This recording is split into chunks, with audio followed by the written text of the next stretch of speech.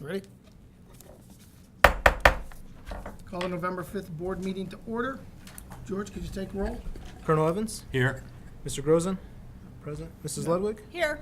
Mr. Miko? Here. Mr. Naso? Here. 4 present. We have a quorum. Excellent. Pledge of allegiance.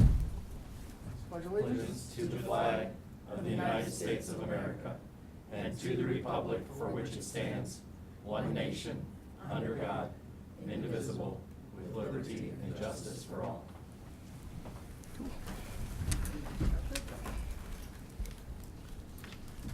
District goals.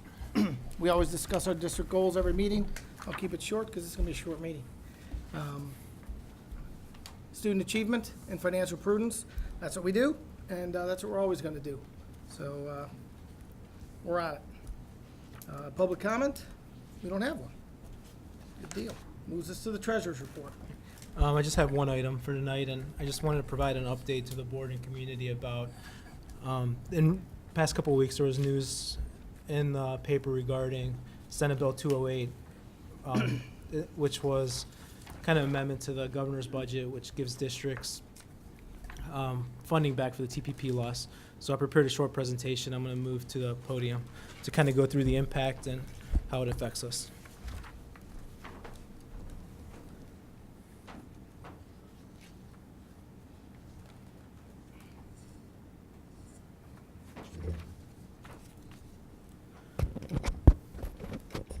So what's Senate Bill 208, just the highlights of it, what it is, it adds one-time tangible personal property tax reimbursement supplement for fiscal year 17 only. The supplement targets districts that have TPP amounts that are significantly larger than growth in state aid during the 2016-17 biennium budget, the House Bill 64 budget bill. Senate Bill 208 adds about $44 million of funding to fiscal year 17 to 75 districts that are suffering TPP loss. The supplement that's paid to a district, they're taking the combined their TPP amount from 2015 and their state aid, and they're taking 96% of that, backing out the fiscal year 17 TPP reimbursement and state aid, and that's how they're getting to their reimbursement amount. So for us, that represents about $2.3 million of funding for school year 2017, which is next school year. And one of the other changes that they made was they also changed how the bill is going to phase out the TPP dollars. So for fiscal year 16 and 17, that was still left the same. It's being phased out at 2% of total resources. So for us, that represents about $1.4 million. So our TPP amount was $3.6 million. 2% of our total resources is 1.4. So 1.4 reduced in 16, then 17, that's 2.8 million. That leaves us 800,000 left for 18. So what Senate Bill 208 did was they changed the 18 amount, and they're reducing that by 5/8 of a mil. For us, that represents $900,000. So this change didn't impact us. We had $800,000 left in TPP funding for 18. 5/8 of a mil represents 900,000. So it didn't impact us any. On the next slide, our current funding. So the state aid and TPP reimbursement are in two different buckets, and I've also highlighted the reimbursement and the supplement. And the way the bill was written, I just wanted to be careful on how those words were used. What the reimbursement is when they were funding, when schools were receiving about 10 years ago a tangible personal property tax that went away, the state was giving it to them as a reimbursement. Now the reimbursement's being phased out, and for 16 and 17, we're getting a hold harmless that's coming through our state aid, and it's called a TPP supplement. So I just kind of wanted to be clear on those two definitions. So this year, as you can see in 2016, we're getting a 2% cut in our TPP reimbursement, which represents $1.4 million, but that's made up it's being added to our state foundation as a supplement. And then in 2018, we're being reduced by the $2.8 million. So that's under the current funding situation. So what Senate Bill 208 does, it keeps the TPP reimbursement the same, but it's adding the $2.3 million to fiscal year 17. So 16 stay the same, 17, we're receiving $2.3 million, of which under the current House Bill 64, we were losing 2.8. So essentially for 17, we're going to be down $500,000. And then 18, still the same. We're going to be down $3.6 million from 18 and beyond. How the $2.3 million was calculated, I kind of went over it on that first slide, but just to show you the math. In 2015, we were receiving 3.6 million TPP. Our state aid was 9.2 million. 96% of that is 12.3. In 17, our state aid, we're on a guarantee, so it remains the same.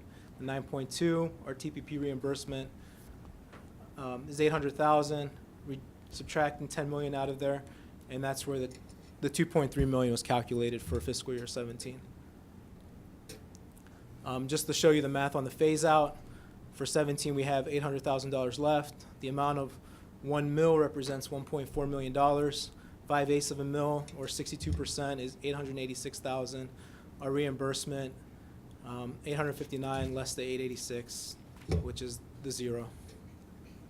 And the next slide, this is our current 5-year forecast that was proposed under the House Bill 64, the governor's current budget. As you can see, we're facing a deficit in fiscal year 19 of $2.9 million and 2020 of 12.5. Adding the 2.3 million in fiscal year 17, the one time, it reduces the deficit that we were seeing in 19 to almost a balanced budget. And then in 20, leaving us with a deficit of 10.2 million. And these numbers, the ones I just went over, are assuming our renewal levy passes. Also, I wanted to point out too that in 2018 we're being reduced 3.6 million, 19 3.6 million, in 2020 3.6 million. So if you take those three, add them together, a little close to 11, 12 million, which if we were receiving those dollars, we wouldn't have an issue in 2020. So that's what I had. That's all I had. Just wanted to give the community and the board an update on Senate Bill 208, how it impacts us. It still hasn't been signed. It's likely to be signed.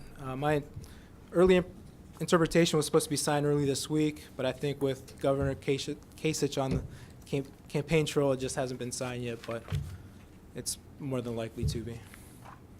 So, questions? So to summarize, 2015 we got 3.6. Yes. 2016 we're going to get 3.6. Right.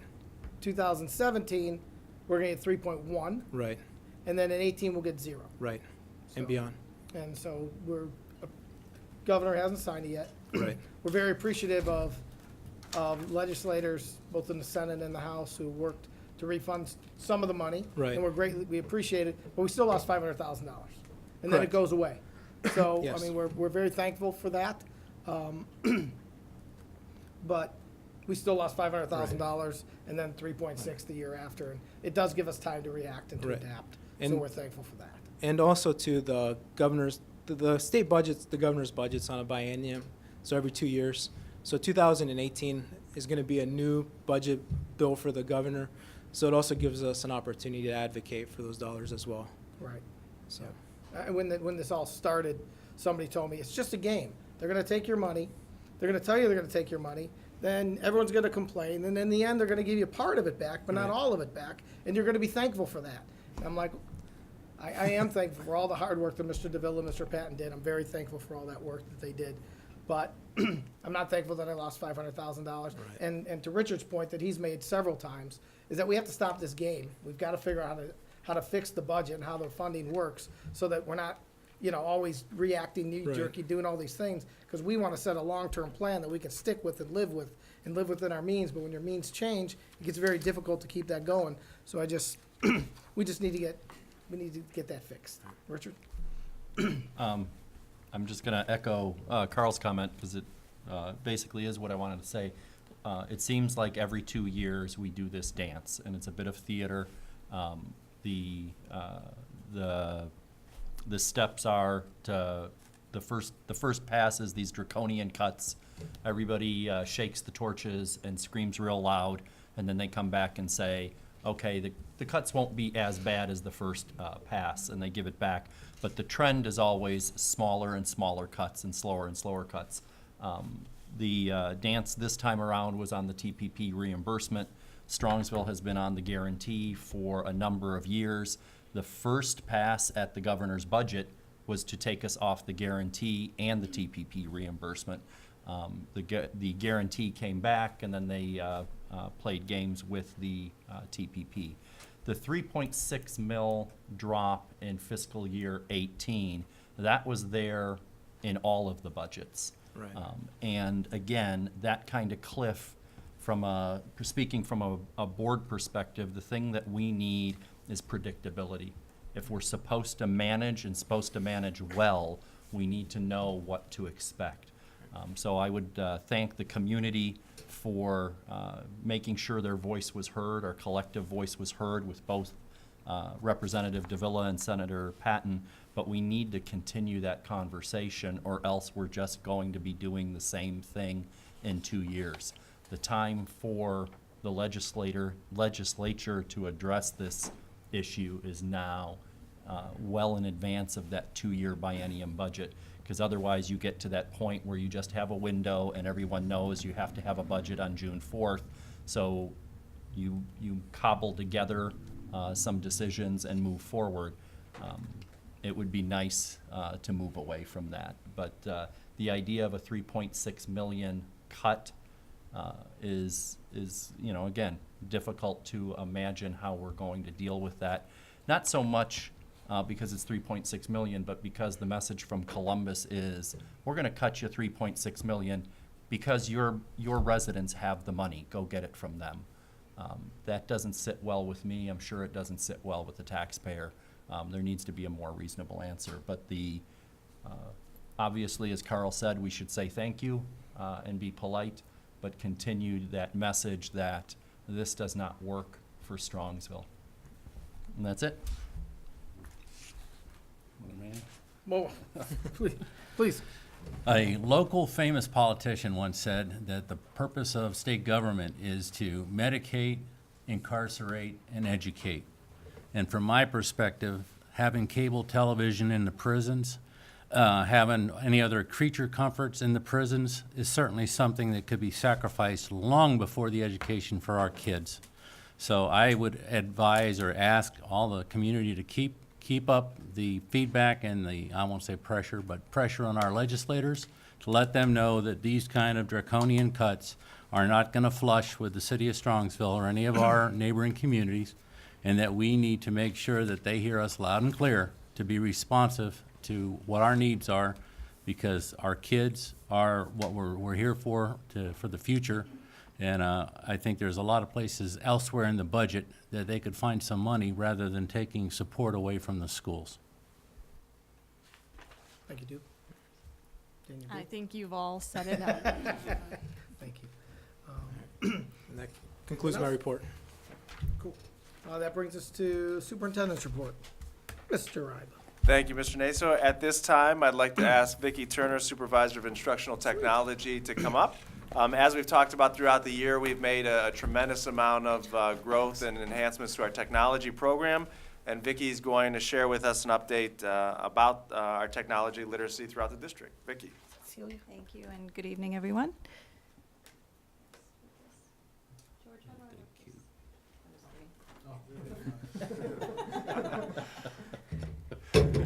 Okay. We have started in September a new program called Learningcom, and it addresses our tech literacy. So with this program, our main objective is to implement the standards-aligned course of study for students. And we are working on the instructional part, but this is more tech tool part. These are some of the critical skills that our students will acquire going through the program, and it is a K-8 program at this point, and I won't read all of those, but you can see keyboarding is in there, and basic computer functions, and digital citizenship, which is very important for all of our students. This is just our login screen, and part of this, because this presentation is going to be linked other places, and it has some links in it to show people, so not really necessary for you at this time. The way our program works right now is at the elementary level, the media assistants and the media specialist, all of the students go to the media and they work with the students with this program.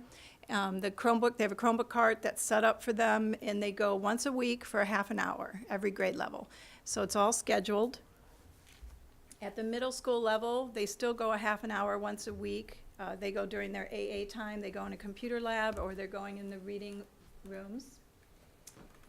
This program contains our online safety training that is necessary for digital citizenship. So we talk about keeping information safe, cyberbullying awareness, and interacting with others online safely.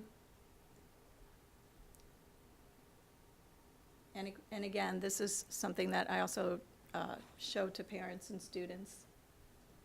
So these are just some of the modules, so you get an idea of the variety.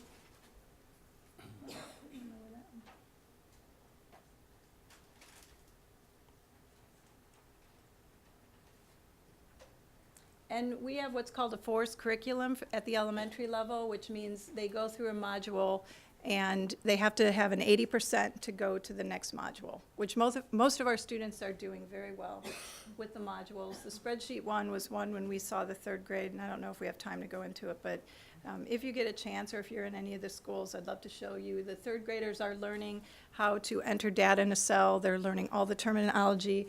And the goal then is that they're going to know how to create documents and work with data and create spreadsheets. So when they go into class, they'll have those skills, and the teachers can then just work with them with projects. Keyboarding is an important component, and there are some different types of keyboarding modules, so there's some variety in there for them. This is what a basic report looks like, and this is one of our real reports, so you can see that many of our students are doing quite well. It's been really exciting to watch they really love it. So I've heard kindergarten, there was a little kindergartner who had 100% on his on a module, and he just threw his arms up. He's like, I love technology. So, one of Was the that Richard? principals, one of the principals reported that she was walking down the hall and she heard some of them talking. They're like, tomorrow we go to our Learning.com session. So they're really excited about it.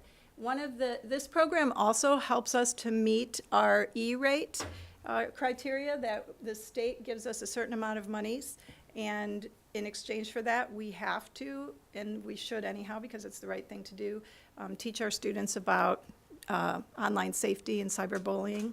And those are just some links, and then I'm going to show you what it looks like in action.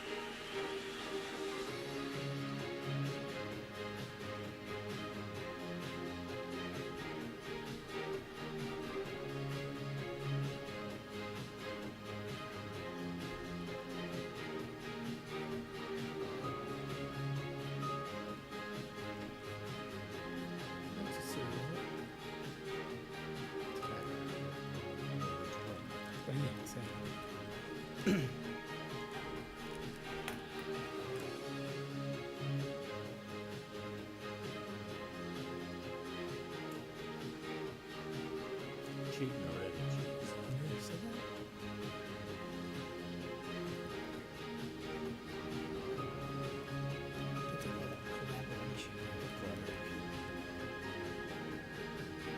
That's a great program.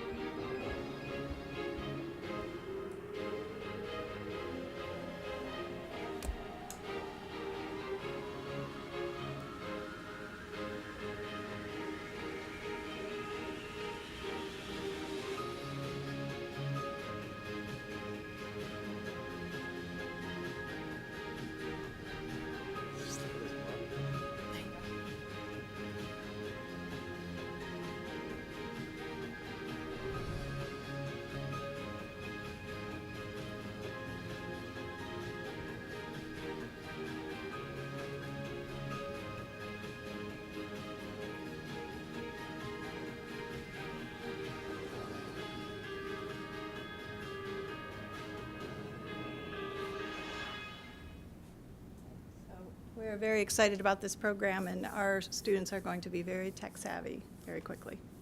Any questions on learning.com? I have one question. Have you done a survey to find out how many of our students have computers at home? And is this the only computer time they're getting, or are they able to reinforce these skills at home? Good question. At our next tech committee meeting, which is coming up next week, our 3 different surveys will be ready, and we're going to review them. So we have a parent survey at home, and that's one of the questions. We have a teacher staff survey, and then we have a student survey. So those will all be going out soon, and we'll start to get some of that information. Great, thank you. You're welcome. Any other questions on it? Vicki, you mentioned that it's a mastery program and you can't move on until you mastered. Are we having issues with the upper classes because they haven't had it K through 4, for example, and they're jumping in at 5 through 8? And if you are having issues, how are you Right. addressing them? Good question. Most of the lessons, they're fine, but the keyboarding was difficult, so I was able to adjust the curriculum. So what I did was I went in and I pulled all the keyboarding module, all the lessons that were started at the very beginning, and I created a keyboarding module. So everyone got the keyboarding module, no matter what grade level, because we've never had keyboarding. So as they get better, and our upper grades, our middle school, they don't have the forced curriculum. They're set up a little differently because they also have a tech class. So they have digital citizens set up as one curriculum piece and keyboarding as another, and they're able to do those at home also. And they don't have a forced curriculum, so they have a lot of optional modules too. High school, do you know what are our plans for the high school? Right. Learning.com did not have a high school component when we looked at it last year, so they have that now, so I'm not sure we'll have to talk about that. What they are doing is I created a website that had all of the areas that they're supposed to cover, and that was shared with the high school administrative team, and then that was turned over to their guidance counselors who took the website, created a presentation, and they've been using those in their grade level meetings. And then last question, looking forward, is a half an hour a week enough? We probably will have a better idea at the end of this school year, because once we see how far we get through with the modules, we can make some adjustments. We've already learned quite quickly that logging kindergartners in is very, very difficult. And I have sent some emails to the company, and of course I work with them quite a bit, and asking them for a single sign-on, something that's easier but once they get logged in, they love it, and they can do that, and they're dropping and dragging and selecting, but logging in has been a little bit of a challenge for the younger grades.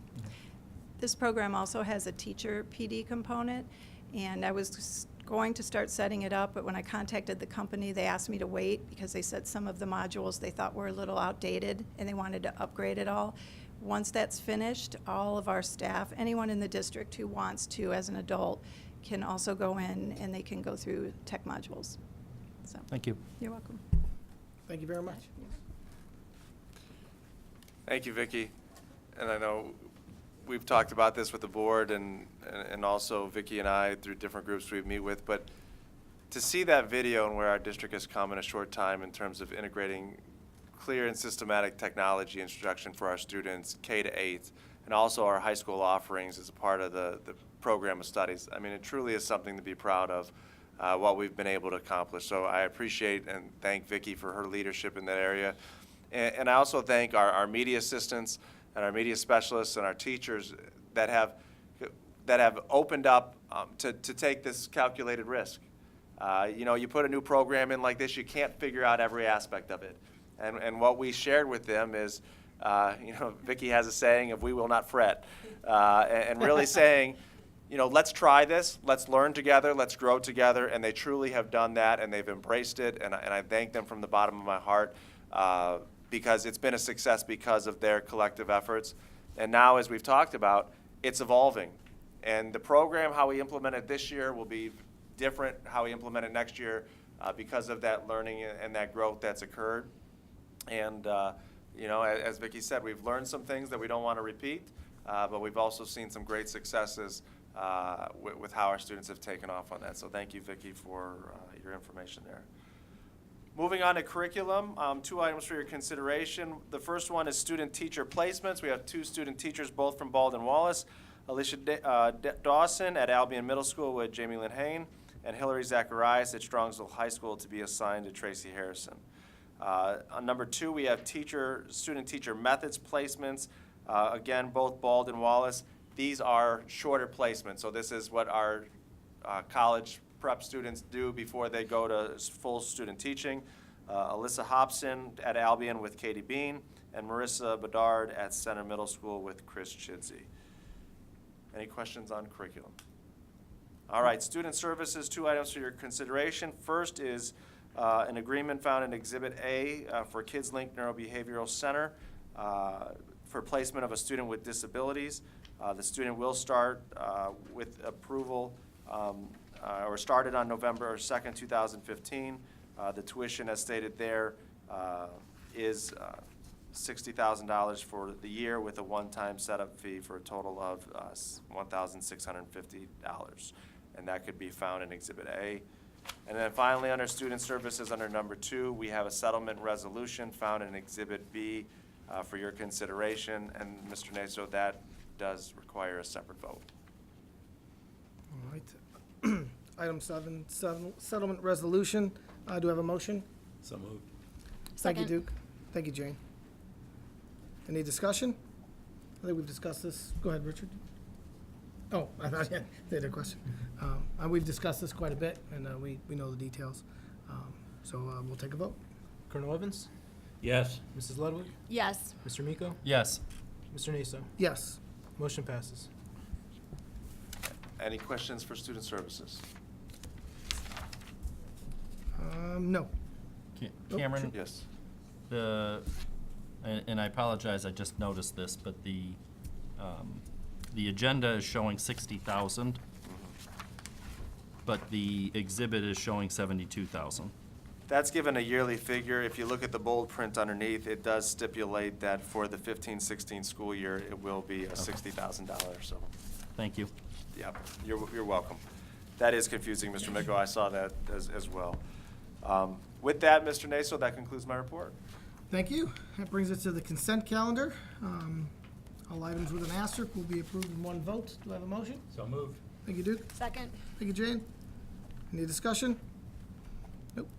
George, take roll. Colonel Evans? Yes. Mrs. Ludwig? Yes. Mr. Miko? Yes. Mr. Naso? Yes. Motion passes. Excellent. That brings us to item number 9, Board of Education Other. I have 2. Does anybody have anything to? I do. Go ahead, sir. Okay, next week is, the 11th is Wednesday, is Veterans Day. And as a veteran, I'm just reminding everybody that it would be nice, I know, I'd like to thank Mr. Ryba and the schools, the principals, everybody. There's a lot of activities going on in our schools to recognize the veterans in our community. And I would tell you, from my perspective and everybody else, we really appreciate it.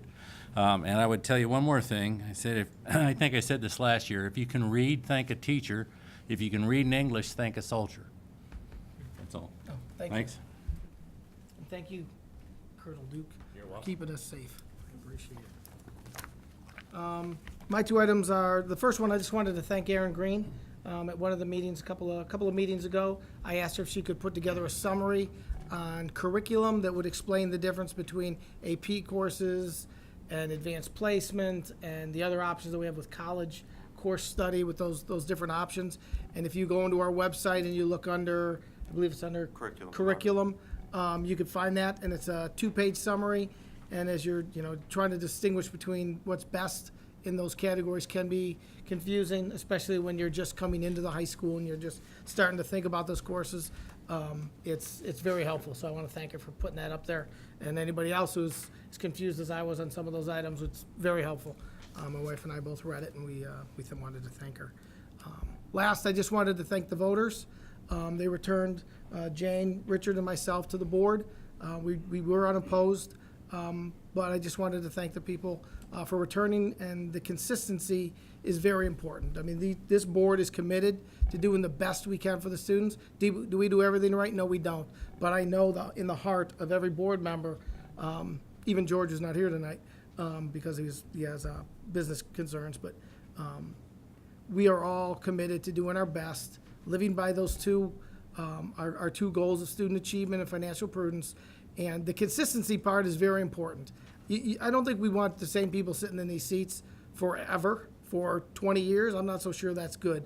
But consistency for several terms is very important because there's a lot to learn, and this is a very difficult job. So we work real hard, and I just wanted to thank everybody for giving us that chance to do that. So thank you. If you don't think consistency is important, look to the Browns and watch the game tonight, and you'll see what inconsistent management can do to you. So thank you, and that's all I have. Carl? Yes, sir. If I Yes. can just also thank the voters, they approved our redistricting of our land by Center Middle School, which saves us money, saves the district money, and ultimately saves the voters money. So thank you for approving that. And I don't believe we have any need for executive session. So with that, go to the last page, adjournment. So moved. Second. Thank you, Jane. Thank you, Duke. Any discussion on adjournment? How would a vote? Colonel Evans? Yes. Mrs. Ludwig? Yes. Mr. Miko? Yes. Mr. Naso? Yes. Meeting adjourned, 7:35. Pew record.